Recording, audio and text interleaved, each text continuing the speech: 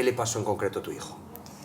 En la hora del recreo, 2 niños mayores que él lo cogieron, lo tumbaron al suelo, lo cogieron del cuello, lo tiraron al suelo y le dieron patadas en el estómago. Delia, ¿cómo te enteras tú de los hechos?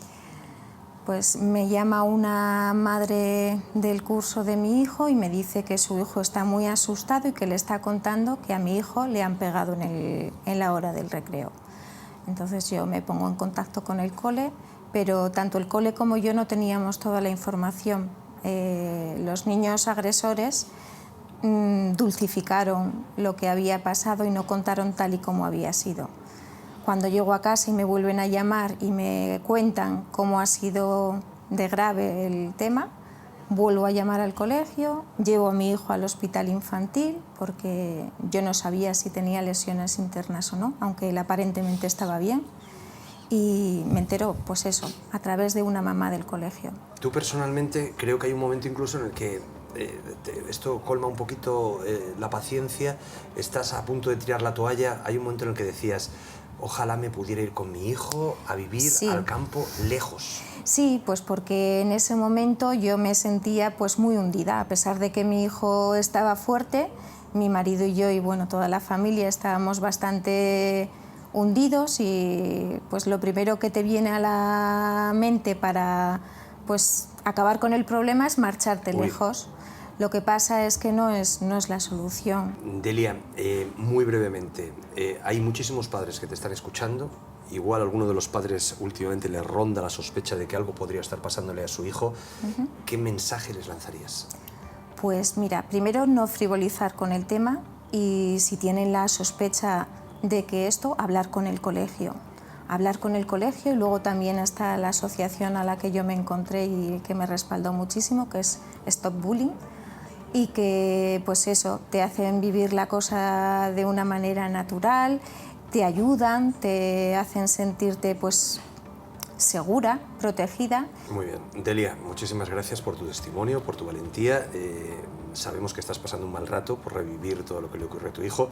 Muchas gracias de nuevo. Gracias y volvemos a vosotros. a la mesa. Un testimonio, desde luego, conmovedor, muy sincero el que nos trae esta madre de cómo su hijo sufrió acoso escolar. Vamos a hablar de este tema que preocupa a todos los aragoneses y lo vamos a hacer con la ayuda de Paula Gracia, de Stop Bullying, bienvenida, y de Toni Martínez, director del Instituto Parque Goya. Nos siguen acompañando Altamira Gonzalo y José María Calleja. Gracias por quedaros. Y Paula, la primera pregunta que tengo que hacerte, como miembro de esta asociación de Stop Bullying, es si es posible que un menor se recupere de este maltrato que sufren, de este acoso que sufren en las escuelas. Sobre todo a los menores, a la víctima hay que cuidarla adecuadamente. Entonces es preferible el sensibilizar, el formar, y en eso sí que estamos de acuerdo. Así es. Para que no se lleguen a estas circunstancias, ¿no? Es evidentemente un apoyo psicológico a la víctima se le tiene que realizar para evitar posteriores situaciones en las que sufra más. Una vez que un alumno llega a vuestra asociación para contaros lo que le ha ocurrido, ¿cómo se empieza a trabajar con él?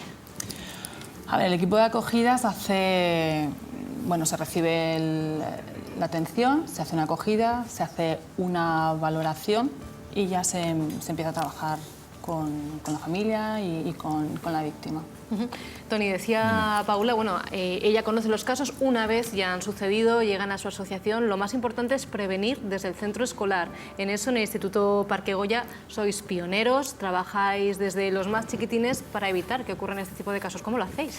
Fundamentalmente, yo creo que esa es la idea que se ha de transmitir, que es la prevención fundamental, porque una vez que ha sucedido, pues hay que poner toda la maquinaria en marcha, pero todos los programas, todos los proyectos que están en marcha dentro de los planes de convivencia, y en eso Aragón ha sido pionero tanto en mediación, en alumnos ayudantes, y ahora con este programa que nació en el IES Parque Goya, Ciberayudantes, somos pioneros a nivel nacional en lo que es un poco el ciberbullying y todo el tema de redes sociales.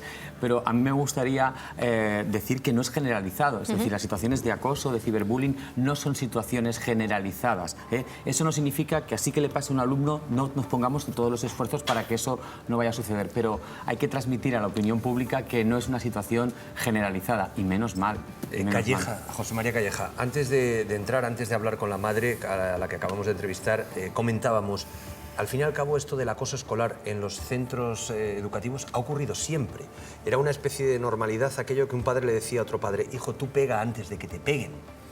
Algo está cambiando, ¿no? El acoso escolar ha existido siempre, lo que pasa es que no tenía nombre, y lo que no se nombra parece que no existe. Hay una parte positiva, que ahora lo hemos nombrado y podemos atacarlo, pero hemos convivido con ese acoso escolar, incluso con niveles de exageración y de ensañamiento y de crueldad. Es cierto que ahora le hemos puesto un nombre y es cierto que ahora los medios de comunicación lo contamos. Hace unos poquitos días un chaval víctima de acoso en Eibar, en Guipúzcoa, tomó la peor decisión que puede tomar una víctima de acoso, que fue quitarse de en medio. Yo creo que hay una cierta hipocresía todavía, porque da la sensación de que la víctima de acoso es la que tiene que dar explicaciones. Y cuando hay un caso de acoso, así sea en un centro público, así sea en un colegio el más pijo de Madrid, es la víctima la que se tiene que ir del centro, con lo cual parece que se contribuye a segregarle los casos concretos que yo he conocido.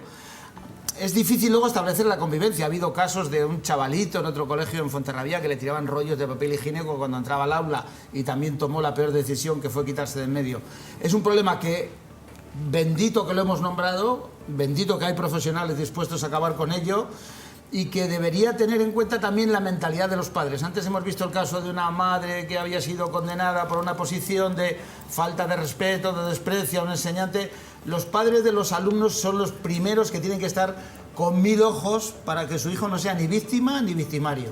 Habla José María de la importancia de las familias. Paula, imagino que vosotros trabajáis obviamente con los padres de los niños agredidos, pero ¿se puede trabajar también con las familias de los niños que agreden y con estos propios agresores? Sí que me gustaría comentar un poquito claro. del comentario, que es algo en lo que todos, la sociedad, estamos involucrados. Un momentito, Paula, perdona, porque no se te escucha correctamente. Vale, perdón. Pero vamos, podía ir hablando, si quieres, no, el compañero Tony. Sí, Tony. Nosotros colaboramos con las familias, evidentemente dentro de la comunidad educativa es un aspecto importante. ¿Cómo trabajamos con ellas? Bueno, pues damos, por ejemplo, talleres específicos que los propios alumnos dan a esas familias, aprovechamos incluso el plan director de la Policía Nacional para dar charlas sobre acoso y ciberacoso, también tenemos trípticos informativos, aprovechamos los grupos de lectura, por ejemplo, leer juntos para un poco, que no es una escuela de padres, formar a las familias, es decir, porque también son importantes en ese aspecto. El Departamento de Educación del Gobierno de Aragón pues ya sacó hace 3 meses el teléfono contra el acoso, que también de alguna manera pues nos ayuda. 456, que es el autonómico y pionero. Lo estamos viendo en pantalla, ¿no? Es verdad, es que es muy fácil. Pionero, es que es pionero. Es muy fácil. Altamira, te quería preguntar una cosa, porque tú siempre ves todas las cosas desde la perspectiva de género. Muchas veces las chicas padecen... Como hay que hacer. Como hay que hacer, me va a decir, pero las chicas padecen más acoso escolar y muchas veces las que generan ese acoso escolar son también las chicas, hacia ellas mismas. Bueno, no he visto en las cifras que las mujeres sean más agresoras que los chicos, que las chicas, pero sí más víctimas por su inseguridad y por el rol que culturalmente... Vamos, no he visto en las cifras que haya más mujeres agresoras o más chicas agresoras que chicos, más chicas víctimas que chicos. Yo quería comentar que, como decía José María, este comportamiento cruel de unos niños y niñas con otros se ha dado toda la vida.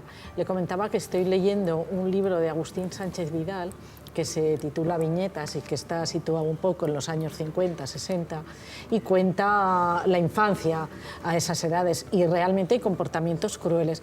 Pero a mí me parece que se ha agudizado ahora mucho por las redes sociales y porque las redes sociales comportan impunidad. Sí. Comportan impunidad y son más difíciles de localizar y... Sí. Yo lo único que quiero decir es que, primero, yo intento no demonizar a los adolescentes. Y lo segundo, vivimos en una sociedad en el siglo XXI que es tan importante ver las ventajas de vivir en un clic que, por ejemplo, en nuestro centro educativo hemos apostado más por la educación que por la prohibición. Eso no significa que seamos mojigatos y que no caigamos en explicar los riesgos que tienen las redes sociales. Pero hay que apostar por el funcionamiento de las nuevas tecnologías, de las redes sociales, porque es el futuro. Entonces lo que tenemos que hacer es acompañar a los chicos en un proceso, enseñándoles, educándoles y no partiendo de la prohibición estricta, porque eso es lo que va a comportar parte de su sociedad. Y lo que es importante y lo que tú comentabas es verdad. La mayoría de los problemas que nos encontramos ahora, de las dificultades, ya no se producen en ese recreo físico, sino que ahora hay un recreo virtual abierto las 24 horas y que de alguna manera es por por el que nosotros desde hace 4 años pusimos en marcha la figura del ciberayudante. Paula, ¿qué mensaje querrías mandar? Yo varios apuntes. El primero, nosotros desde la asociación Stop Bullying Aragón intentamos sensibilizar, prevenir y formar e informar tanto a padres, a menores y a docentes, incluyendo la familia, los adultos, ¿no? El cambio de colegio tiene que ser el último recurso. ¿De acuerdo? Es un fracaso. Sí, salvo que la... A ver, hay casos... A veces es el recurso más fácil, Sí, con lo pero... cual parece que se acaba el problema. pero Quitamos no al se chaval acaba. víctima del colegio y hemos resuelto el Pero problema. no se acaba. Y a esa persona hay que atenderla, a la víctima sobre todo. Y el hecho sigue estando ahí. No se puede generalizar y hay casos concretos, con lo cual estoy dando un poco una visibilidad amplia. Cuando entra una familia al despacho y dice mi hijo está sufriendo acoso, ciberacoso, lo que yo pienso por dentro, menos mal que en el 99% de los casos no es así. Es decir, se actúa, se habla con la persona que posiblemente ha sufrido el acoso, se habla con la otra parte, se habla con las familias, preguntamos a los compañeros, a los profesores y luego, bueno, pues no existe el acoso como tal. Pero he dicho que algunos casos. en algunos casos, pero estoy diciendo En que otros existe y ni se nombra, ni claro, se comenta. pero mira, yo te voy a decir una cosa. Nosotros, y yo creo que desde un instituto público lo tenemos claro, nunca hemos escondido lo que ha sucedido. De hecho, el IES Parque Goya lleva trabajando alumnos ayudantes y ciberayudantes muchos años porque no es un oasis, porque se producen casos. Es decir, yo no puedo decir que en mi centro no se pueden producir casos, pero tenemos unos alumnos que están formados en la ayuda entre iguales y en redes sociales para hacer la prevención de esos casos.